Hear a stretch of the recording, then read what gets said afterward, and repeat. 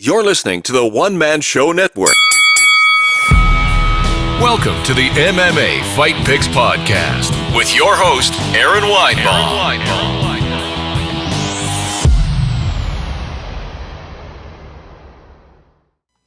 Hey kids, welcome to the MMA Fight Picks podcast. I am your host, Aaron Weinbaum. It's a little bit of a daytime show today, which is unusual, but my work schedule is a little different today. Take my little buddy to work with me. Say hi, Dax. Hi. So we'll be leaving here in just a little bit. I am picking the fights for Stockholm today, UFC Stockholm this Saturday. It's one of those weird daytime cards. It takes place at the, what is it called, the Ericsson Globe in Stockholm, Sweden. So, without further ado, let's get to the fights. Whoa, I didn't want to do that. All right, this is what happens when we go live. First up, Tonya Evinger versus Lina Länsberg. This is the top of the prelims. She was on a little bit of a tear, Tonya Evinger. She hadn't lost since 2011 in Invicta. And she comes over to UFC to take on Yana Kunis. No, I'm sorry. That was not true either. Yeah, she went straight into the UFC fighting Chris Cyborg. Lost TKO, but she made it 3 rounds. I mean, almost 3 rounds, and then right to Aspen Ladd. And, that's, of course, at Bantamweight, her natural weight, but she got beaten pretty soundly. I expected greater things. I thought she looked good against Cyborg. She was undersized against her, but she hung in there a while. So, I'm not going to make the pick without going over Lina Länsberg. Lina Länsberg has a loss to Yana Kunitskaya, has a win over Gina Mazzani, also a loss to Aspen Ladd. And she's been in UFC a while now. And, of course, she famously lost to Cyborg here. I'm going to have to go with, have to go with Tonya Evinger on this one. She is from the, not just because she's from Missouri, just like me, but, I think she's got it. She's going to edge it out, and I hope to see her as a contender for that bantamweight belt eventually. Okay, Jimi Manuwa against Aleksandar Rakić. Yeah, I looked it up. I pronounced the name right, hopefully. Let's look at Jimi Manuwa. Man, just like that, he has 3 losses in a row. I thought his last fight he would beat Thiago Santos, but Santos put on that crazy pace. I just remember watching that fight. It was wild. And I remember thinking, if he wins this fight, if he pulls it off, then, he belongs in the light heavyweight division. I wasn't real sold on it, For that, he loses to Jan Blachowicz, and he gets starched by Volkan Oezdemir round 1 back in July 2017. But before that, he's got a pretty impressive resume here. Corey Anderson, OSP, KO punch. Of course, he has a loss to Anthony Johnson as well.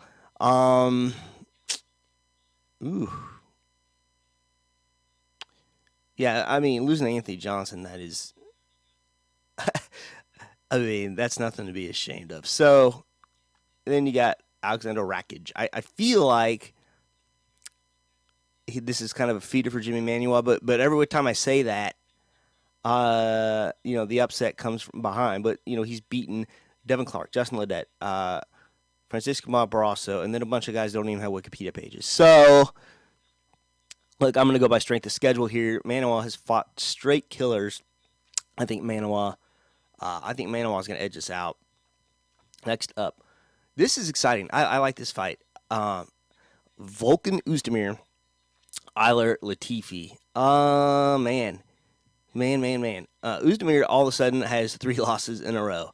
He's fought the killers, Dominic Hayes, Anthony Smith, Cormier. And some say he may have won that Hayes fight. Yeah. Wow.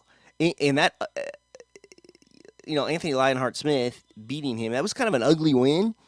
And I thought he was doing well until he wasn't. But he has a win over Jimi Manuwa, Mishka Surkanov, OSP. And then you got Ilir Latifi, man. He's kind of up and down these days, but He has a loss to Corey Anderson. I think he just got wrestled to death, but he has a win over OSP. Tyson Pedro, a loss to Ryan Bader. And then you just go down the list. But it takes me back to a short notice fight he took with Gegard Mousasi. And Mousasi, fights now at middleweight. But, if he's still training with Gustafsson, they train together, that's a big feather in his cap. But, man, it's hard for me to pick against Volkan in this fight, I mean, I think he'll probably out-cardio Ilir Latifi. I don't know if this will go deep or not, or if this will just be a quick finish. But, just my gut feeling, the gut feeling is Oezdemir for the win. I mean, he's just had a real tough schedule. Just fighting top killers, and if he doesn't win this fight, then I think it's one of those deals where Daniel Cormier either broke him or he peaked too soon. So, yeah. All right, next up, the main event of the evening. Alexander Gustafsson versus Anthony Lionheart Smith. Man, Gustafsson. Every time I hear his name, it reminds me of Grumpy Old Man. Look it up, kids that have not seen it. Jack Lemmon, Walter Matthau. Great flick. Okay, let's get to it here. Gustafsson fights only the top guys. Loses to John Jones pretty soundly, third round rather. Glover Teixeira, that was a great, crazy win. But Glover had some eye poke problems here with Gustafsson, so I'm not real sure on that. Has a win over Jan Blachowicz. Loses to Daniel Cormier. Loses to Anthony Johnson. Oh man, but he has a win over Jimi Manuwa. And before that, he's on a tear. Before losing to John Jones again, he's on a tear. On his way to the title. But, I don't know. You got Anthony Lionheart Smith. Now, he came on the scene, moving up from middleweight, just like Thiago Santos did.